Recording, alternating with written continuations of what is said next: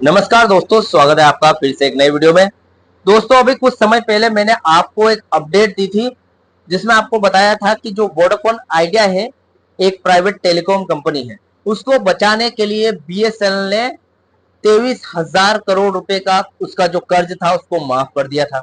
ये मैंने आपको बताया था एक जानकारी में। अगर आपको याद हो, अगर आप मेरा वीडियो रोज देखते हो तो आपको पता होगा।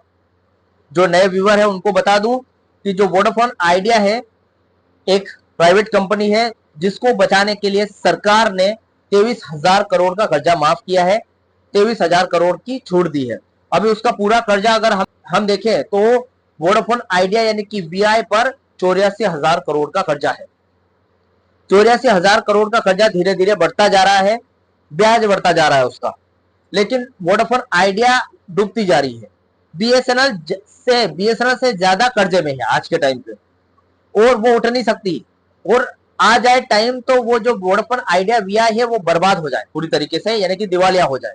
तो उसको बचाने के लिए सरकार ने बोला कि भाई साहब आप एक काम करो। ऐसा नहीं है कि कर्जे में है तो कंपनी नहीं चल रही है, कंपनी चल रही है, क्योंकि बीएसएनएल का भी 51% स्टेक है उसमें, इसलिए कंपनी चल रही है। लेकिन उसको बचाने के लिए यहां पर क्या करिए सरकार ने बोला कि एक काम करो भाई साहब, 84,000 करोड़ का कर्जा छोड़ो, तुम 64,000 करोड़ रुपए भर दो। यानी कि हम आपके 23,000 करोड़ रुपए माफ कर रहे हैं, सरकार भर देगी 23,000 करोड़ रुपए। और जो बचा है 84 में से 23 गया, तो जो 64,000 करोड़ रुपए बचा है वो बाद में, यानी कि 5 साल बाद में भर देना। जब 5 साल में आप प्रॉफिट कमा लोगे, आपकी जो कंपनी है प्रॉफिट कमा लेगी, तब आप भर दीजिएगा, ऐसा यहां पर सरकार ने बोला है।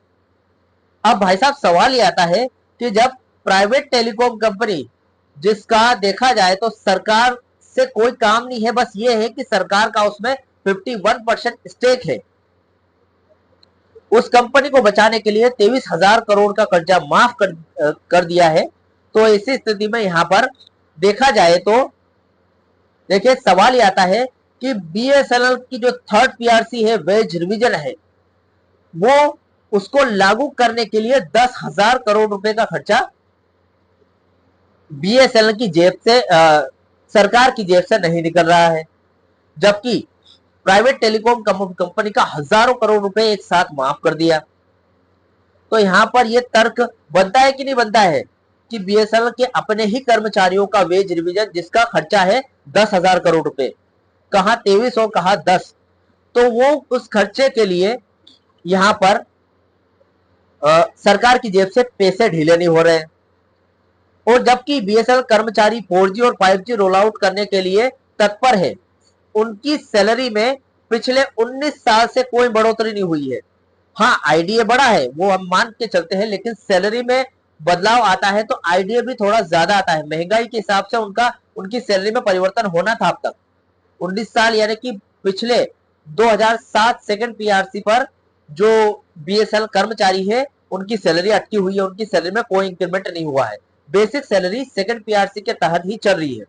अभी 2017 था जब उनका थर्ड पीआरसी लागू होने वाला था, लेकिन नहीं हुआ।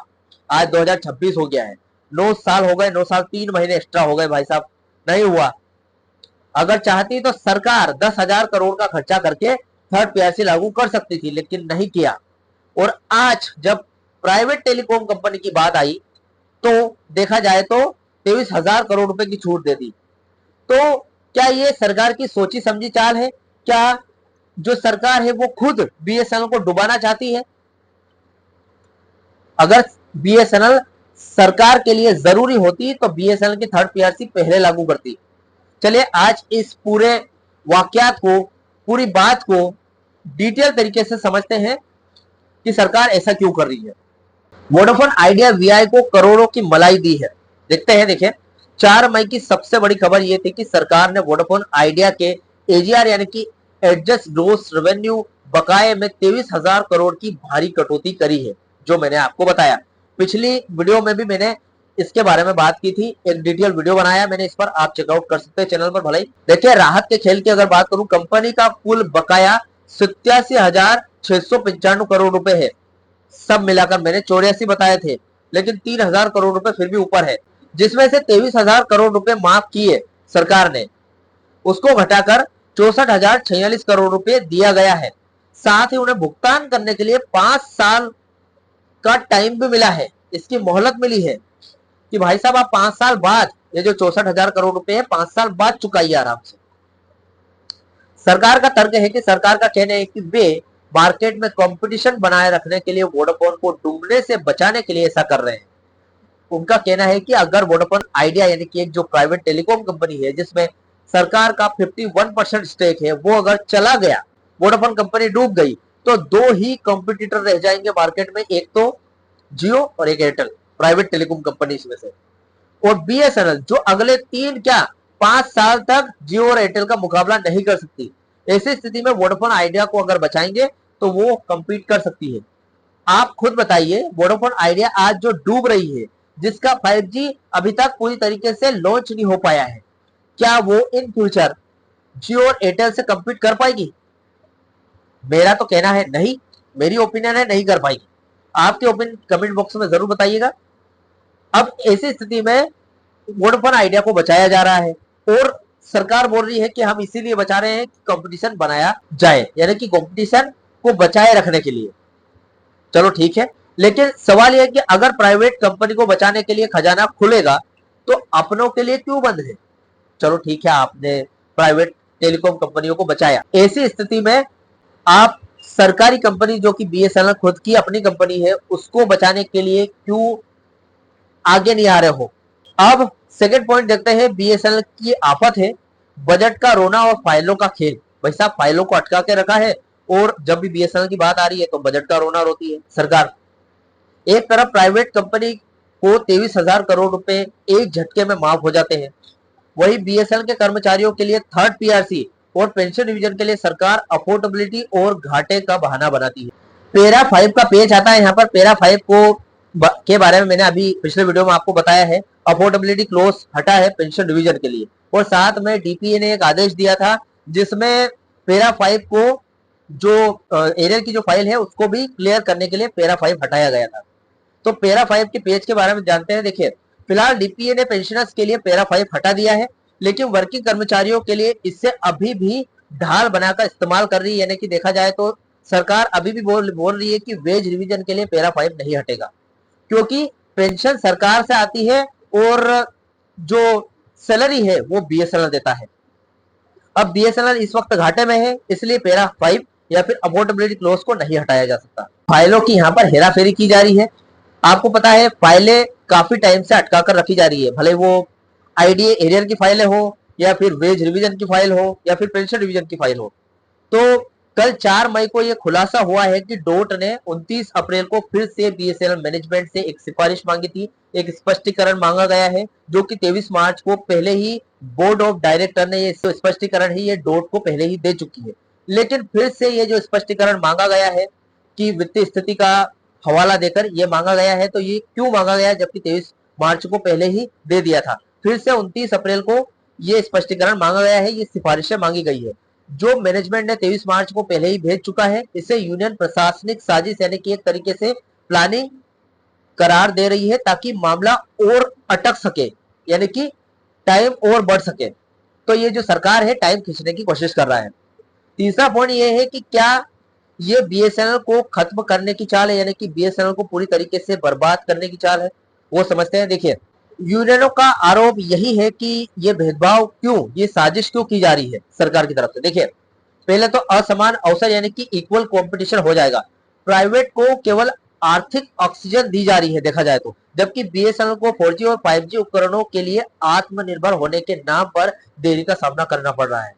यानी कि जो जियो और एयरटेल की बात करें तो वो विदेशी तकनीक के जरिए 4G और 5G ला रही है और बहुत ही जल्दी ये काम हो रहा है।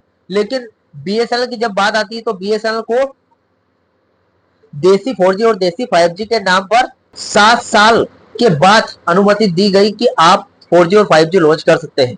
तो एक हिसाब से देखा जाए तो प्राइवेट टेलीकॉम कंपनियों को जल्दी और बीएसएनएल कंपनियों को देरी क्यों?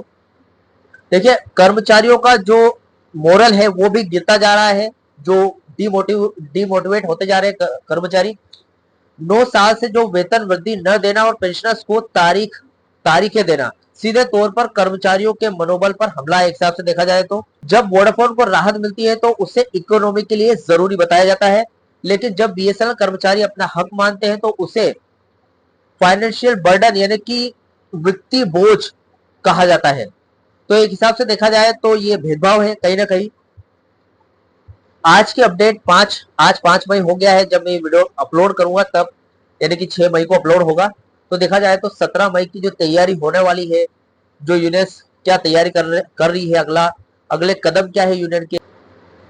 17 मई की जो मीटिंग होने वाली है उसके बारे में बात कर लेते हैं।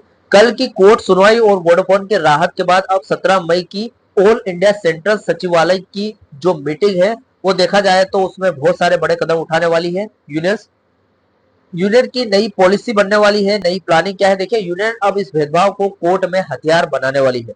वकील कहेंगे कि जब सरकार के पास प्राइवेट को 23,000 करोड़ है देने के लिए, तो अपने ही कर्मचारियों को फंड देने के लिए पैसे नहीं है, ये बहाना बनाएगी। तो इसके खिलाफ यहाँ पर नई प्लानिंग होने वाली है 17 मई की मीटिंग में। उसके बाद एक ईमेल कैंपेन चलाया गया था जिसके बारे में मैंने यहाँ पर कोई चर्चा नहीं की थी आपसे, क्योंकि वो इतना जरूरी नहीं था। आज 5 मई हो गई है, जो टेलीकॉम सेक्रेटरी को ईमेल भेजने का अभियान जारी किया गया था अभी 1 से 2 दिन पहले, तो देखा जाए तो जिसमें इस भेदभाव का देखा जाए तो विरोध करेगी यूनियन, जो 17 मई की मीटिंग में यहाँ पर तय किया जाएगा। तो जो भी आगे प्लानिंग बनने वाली है वो 17 मई की मीटिंग में बनेगी। फिलहाल जो 4 मई की अंतिम सुनवाई होने वाली थी वो आगे बढ़ गई है। सरकार ने फिर से टाइम खींचने की कोशिश करी है। तो ऐसी स्थिति में यहाँ पर 17 मई को जो मीटिंग होने वाली है, यूनियन ये तय करेगी कि जो फिलहाल सरकार टालम टोल कर रही है, देरी कर रही है, हर एक मुद्दे को आगे बढ़ाने की कोशिश कर रही है, इस पर क्या किया जाए, आगे की क्या प्लानिंग होने वाली है यहाँ पर यूनियन की, क्या यूनियन फिर से कोई बड़ा आंदोलन करने वाली है। सारी जानकारी 17 मई की अपडेट में यहाँ पर देखने को मिल सकती है। फिलहाल जो कोर्ट केस की अगली सुनवाई होने वाली है उसका कोई डेटा निकल कर नहीं आया है कि कौन सी तारीख को रखेगी सरकार कोर्ट। तो जो भी डेटा निकल कर आएगा, जो भी अपडेट निकल कर आएगी, मैं वीडियो बनाकर जरूर लेकर आऊंगा।